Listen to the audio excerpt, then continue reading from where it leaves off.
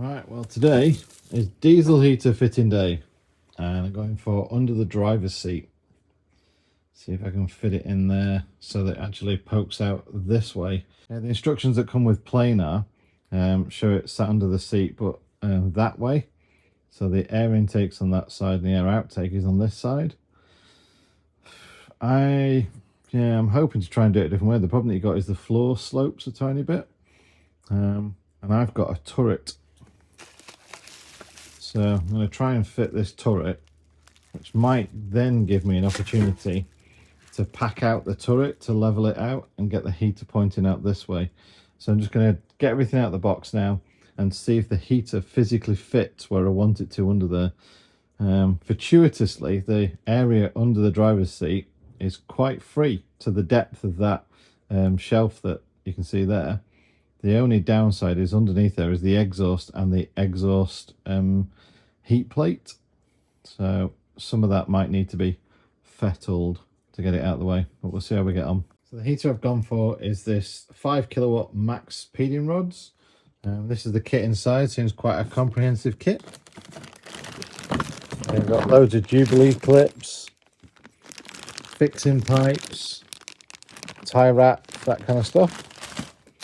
Flexi fuel cable, which isn't ideal. I have bought some white one because it is far better. We've got a couple of outlets with a splitter, bit of cabling. We're going to get some gloves for fitting it. Fuel filter, some ducting cabling. Yeah, let's get it out and see how it goes. So as I'm using a turret, and there are PDF instructions for this, but they talk about just making the usual holes for the plate that goes in there.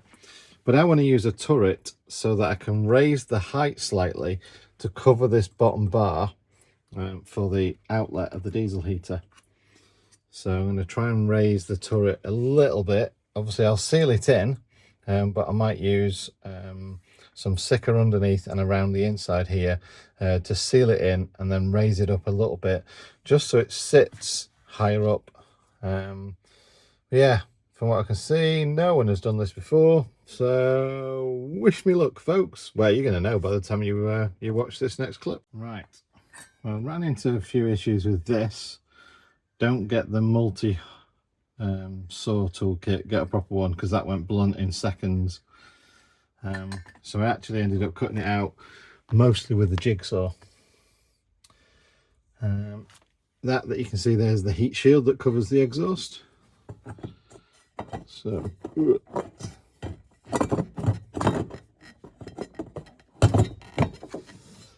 that is now it fitted. I've taken the seat base off after I checked the measurements and it fits okay. So yeah, all I need to do now is fit the diesel heater to that, get all the wires going through and the pump and all the fuel lines and everything, seal it up on the inside, and then go underneath and fit all the pipes and everything else. Might actually fit that to that now and then fit all the pipes and then deal with the rest of it underneath, because underneath I've got to remove part of the heat protector for the exhaust, the heat shield. Ooh, name the film about, oh, the heat shield, the heat shield. Anyway, yeah, so I might seal that to that now, and then basically when I seat that down, then I can seal it up as well. I'm just going to use Sikaflex, good old Sikaflex. But yeah, that then gives me a placement so that then comes out underneath there, just pumps straight into what is going to be the box that's going to sit here, the seat box that's going to go along there.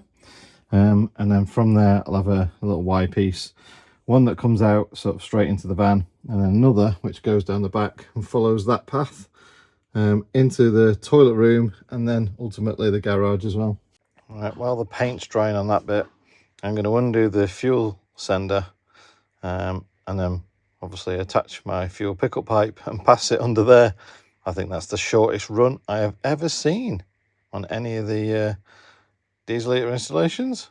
It should be I'm not going to say it's going to be quite easy because it won't be, But yeah, that should be good. So just talking about the feed for that, there's two ways of doing it. You take it all out, you fit it, you do all that. Or there's John's way, where you drill a smaller hole and then feed in the pipe and all the fitments. Now this is one kit where you get that pickup pipe, and then you have to connect the blue pipe to it and then fit it in. Another one is this, which is actually a coiled up piece of pipe. And that bit on the top there, you get like the pipes and connectors and all that kind of stuff with it. And the length of this is 23 centimeters, which means it gives you around about a quarter of a tank still before the pipe runs out of pickup. So having this screw thread at the bottom means you can just screw it into a pilot hole. As long as you make this 23 centimeters, then you're going to be the same thing. It's just whether you can clear that at the top of the sender unit. So let's show you what I'm doing and see what you think. Okay, so I'm prepping as much as I can while I'm waiting for that paint to dry there, where I've just painted off the hole that I've cut. I've prepped off my pickup pipe, and I've prepped the bottom as much as I can. This hose here is actually going into this box section of the chassis I'm running there. That was suggested by Mevy's video, which I'm roughly following his video. I'm just mounting mine on a turret rather than he mounted his across that way. But yeah, to use this to going through to the box section of the van reduces overall noise. So like the ooh of the air rushing through. I've also prepped the fuel inlet as well. So I've got my fuel filter, which is obviously going to connect up to there, going through to the pump, and the pump's in the right, obviously, direction, even though they say follow the direction arrow on the pump. Yeah, there's no direction arrow on the pump, but yeah, the connector goes towards the inlet. That's the way that the picture shows it anyway. So yeah, I'm going to sort that out. I need to attach the exhaust, which I've got ready there. It's Urba Spatcher exhaust, or Urba Spatka. So that's going to connect on there, and then once I've done all that, I'll pop that in there. I might have to go underneath the exhaust and pull off this plate, the heat shield, because when Mevy did it, he put a hole through for the exhaust to come back out. So I might feed it in that way or whatever, I don't know yet. But yeah, just trying to get this as ready as I can while that dries off. Right, there you go. So there's the pickup pipe fitted, and I've pulled through into the hole where I'm going to mount the diesel heater, because like I say, it's just there. I can actually get my arm through there and feed the pipe through, so that's fine. If you feed it towards the back, there's a cavity at the back there you can get through.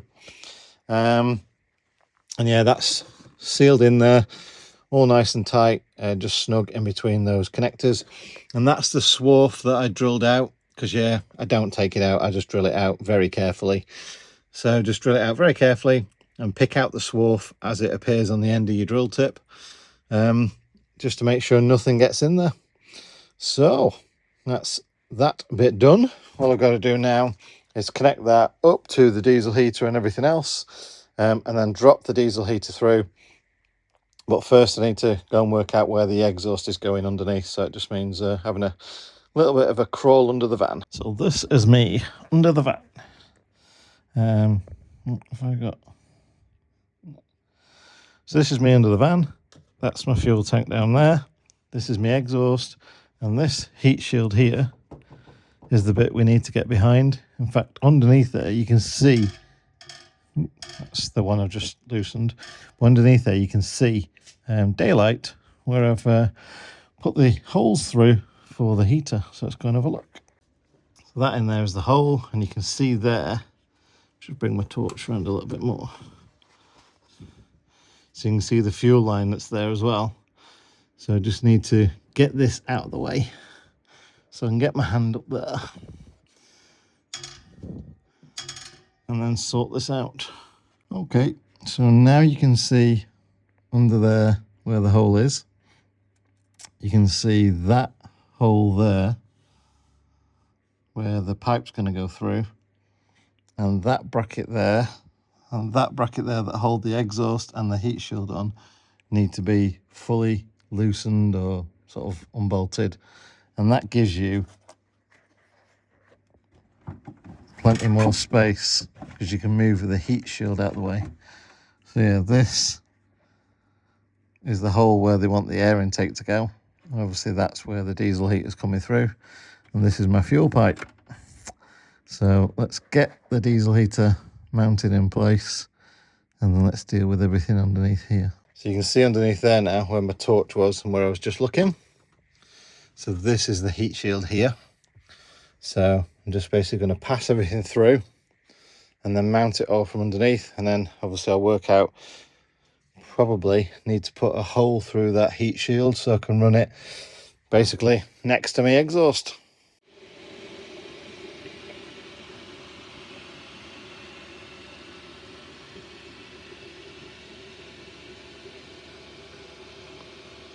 By far the worst thing about doing all this work is tidying it up, because you got to go to bed in the same place. Yeah, it's a late one again. So yeah, I've no idea why the outside lights look yellow. Weird iPhone thing. I can assure you they look white to me, but hey ho, inside at least looks all white. But yes, diesel heater fitted. What a palaver. It is an absolute nightmare trying to fit underneath the driver's seat, which essentially is the passenger seat on a European car. So they've left big voids there, but they've also left a big void there because the exhaust runs down that side and there's an exhaust heat shield. The brackets that hold the heat shield on also hold the exhaust up. So by lowering the exhaust, you do get more access. You can bend or manipulate the heat shield out of the way enough to do everything you're doing. But is it tricky? Like really tricky to do it. And then obviously you've got to reassemble it. I use the jack to help me guide the exhaust back up again because that's heavy. Reassembled everything, put it all up. And then the message I got was that it was low voltage, and it underreads the voltage, which doesn't help. But I got around that in the end. Basically, it needs 8 amps, so I've given it cable that's 16 amp rated. But clearly, even though it's only drawing 8 amps, the tiniest bit of drop on the electric, and it just shuts down and says low voltage. Yes, it does actually talk to you, this one as well. So once I've kind of run it a little bit, I'll kind of go through the controls and let you know what it's like. But yeah, I ran it for about half an hour, 45 minutes. So it burnt off everything I've been doing today, you know, my hand grease all over the exhaust and that. And no smoke or anything like that once it had primed itself, which didn't take long because obviously the fuel pipe from the tank right next to it, it's probably like, well, with a bit of a loop around and everything else, it's probably about half a meter, if that. So yeah, it ran straight up. Everything ran all right. I haven't bothered connecting over Bluetooth yet, but I will do soon. Again, that'll be part of the review as well. But yeah, it's like 10:30 again. And I need to tidy up and get the van ready and get the workshop ready. And I am absolutely filthy because, yeah, obviously I sealed it all up and it was black Sikaflex I had in a gun. And when I'd been sealing it up, bits do get out and then you fettling and putting it all back together. So yes, I am full of black Sikaflex. So I need to go and have a proper scrub. I don't know if you know, but this stuff doesn't come off very easy at all. And if I got any muck all over my face, that explains that too. So over the last couple of days, we've got the aux beam lights on and the diesel heater in. Again, got the battery system installed as well. So although I've not done any scribing, I've done a heck of a lot of work. There is a method in all this madness and why you're doing this and what in this order. And yeah, it's going to become clear over the next couple of weeks or so. But yeah, things have just got a bit manic around here. Right, I'm off to clean up and go get some sleepies. I'll see you next time. Bye.